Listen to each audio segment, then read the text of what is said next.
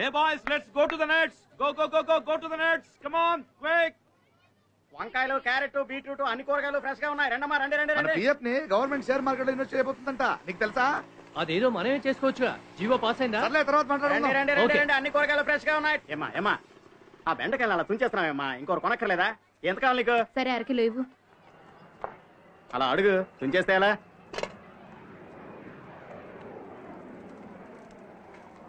Sir మీకేం కావాలో నన్ను అడగండి, నేను ఇస్తాను. అన్నింట్లో అలా చేయి పెట్టకండి సార్. చేయి పెట్టకుండా బెండకాయని రుచి తీసుకోవాలి, బంగాళదుంపను ఒత్తి తీసుకోవాలి, మునక్కాడని మెలితిప్పి తీసుకోవాలి. రేట్ అని చెప్పు. వంకాయలు 40, ఉల్లిపాయలు 35, బంగాళదుంపలు 30, కరివేపాకు కొత్తిమీర ఫ్రీ అని అడుగుతావు, ఖచ్చితంగా ఇవ్వను.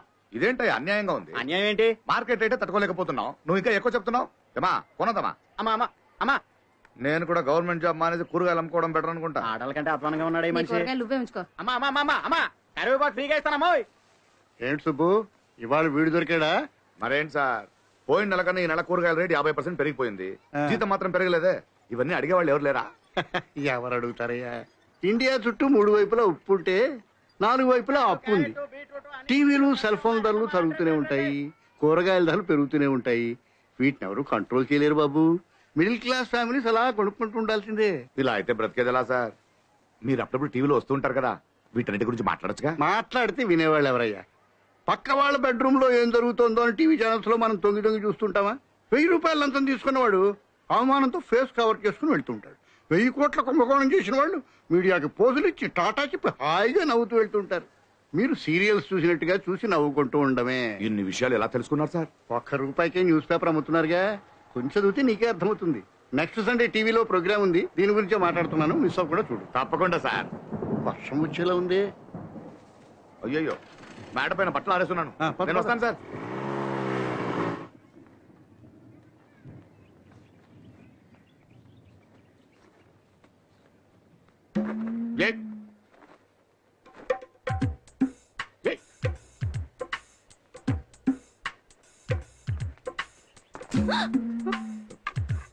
ఊరం మిరపకాయలు.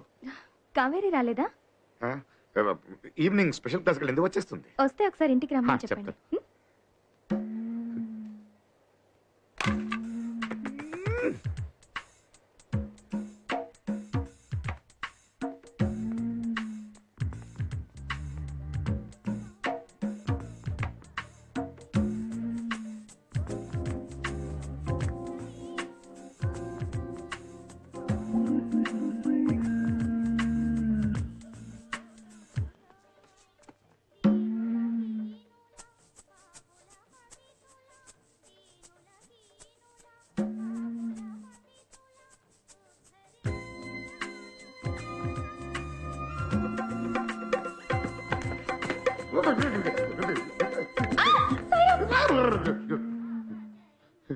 ఏం లేదు, మ్యాట్ కొంచెం స్లిప్ అయిపోయింది. ఏం కాలేదు, ఫైన్ అండి, ఫైన్, ఐఎమ్ ఫైన్. ఏంటి విషయం? అది నా చక్కెర కావాలి, అయిపోయింది. అప్పు ప్లీజ్.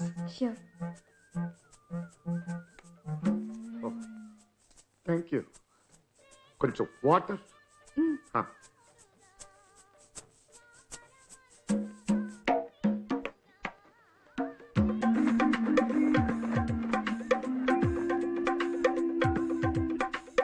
ఏమండి, కోల్డ్ వాటర్ ఓకే?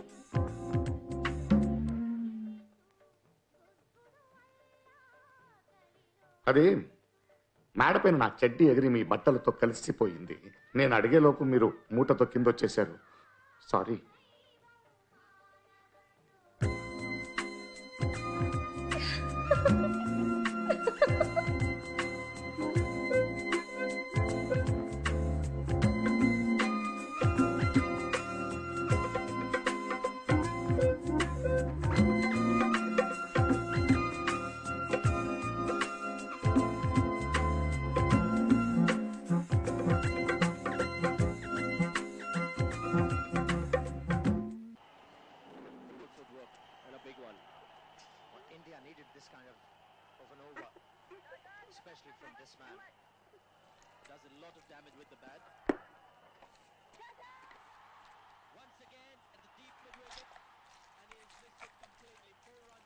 నాన్న, నెక్స్ట్ వీక్ అత్తయ్య కొడుక్కి చెవి కుడుతున్నారు, మర్చిపోకండి. గుర్తుందిలేమా, మీ అందరికి బట్టలు కొనాలి, బాబుకు 2 గ్రాములు బంగారం కొనాలి. ఈ నెల కొంచెం బడ్జెట్ టైట్, చూద్దాం. నానా అలాగే మంచి ఎల్ఈడి టీవీ కొందాం. అసలు ఈ టీవీ క్రికెట్ బాల్ సరిగ్గా కనిపించట్లేదు. ఆ? అయితే ఫుట్బాల్ మ్యాచ్ చూడు, బాల్ పెద్దగా కనిపిస్తుంది. ఎంతసేపు క్రికెట్, టీవీ టీవీ క్రికెట్. అదే నానా మీరే చెప్పారు తినేటప్పుడు టీవీ చూడమని. అలా అని గంట సేపు టీవీ ముందు కూర్చుంటారా? నానా Dhoni batting 94 not out. Dhoni 94 సరే, టెస్ట్ పేపర్ నీ స్కోర్ ఏంటి? ఏం నానా ఎప్పుడు తిరుగుతూనే ఉంటావు. తిట్టడం కాదురా, ఇప్పుడు క్రికెట్లో నువ్వు సెంచరీ కొడతావుగా, అలాగే చదువులో ఒక 80 వద్దు 60% తెచ్చుకో. తెచ్చుకుంటే ఆ, క్రికెట్ బ్యాట్ కొనిస్తాను రా. అయితే చూడు డెఫినెట్ తెచ్చుకుంటా. అది నాన్న మీరు బ్యాట్ కొని ఇవ్వనని డైరెక్ట్ గానే చెప్పొచ్చు కదా. నువ్వు ఊరుకోమా, ఇలాగైనా చదువుతాడేమో.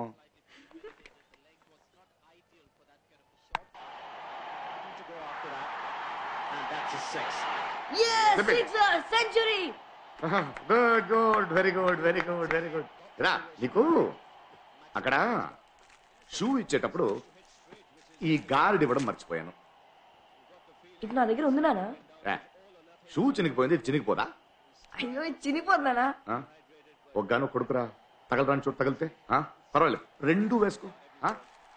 ధోని సెంచరీ అయిపోయిందిగా, ఇక చాలు. నానా చేకడుకుని పడుకో, వెళ్ళు. ఏమా నువ్వు వెళ్ళు, భోంచేసాడు. వెళ్ళండి వెళ్ళండి వెళ్ళండి. కార్తీక్ త్వరగా పడుకోరా, నాకు అసోసియేషన్ మీటింగ్ ఉంది, వెళ్ళొచ్చేస్తాను. కచేరీ ఉందని చెప్పు. చెట్టి గాలి నల్లి ఇంట్లోకి ఎలా వెళ్ళి ఉంటుంది? భలే వింతగా ఉంది ఏంటి కదా? తెగ నవ్వేస్తున్నారు? ఏం లేదే.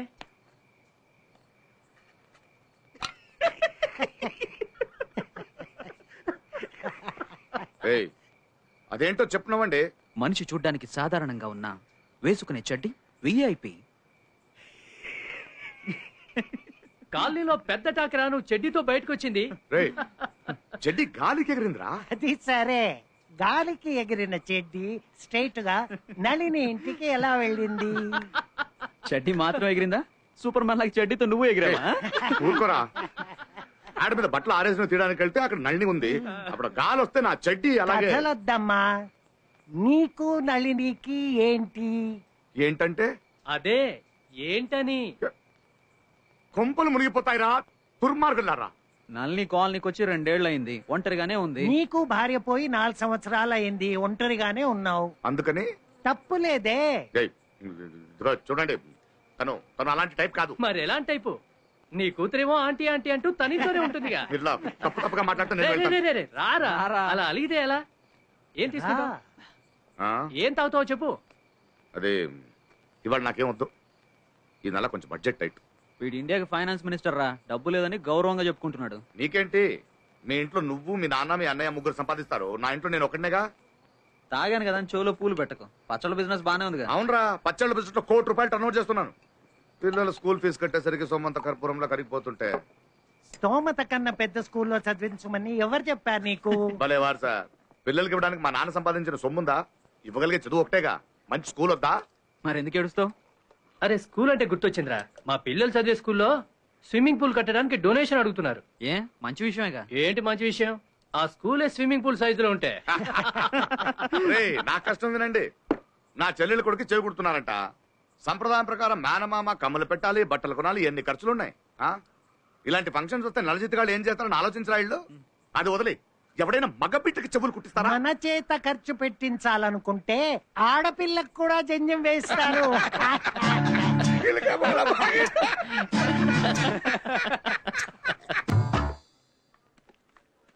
పేపర్స్ ఎలా ఇవ్వమ్మా? సుబ్బు సార్ పిలుస్తున్నారు. అలాగే ఇవేం ఉపయోగం లేదు, పక్కన పడే.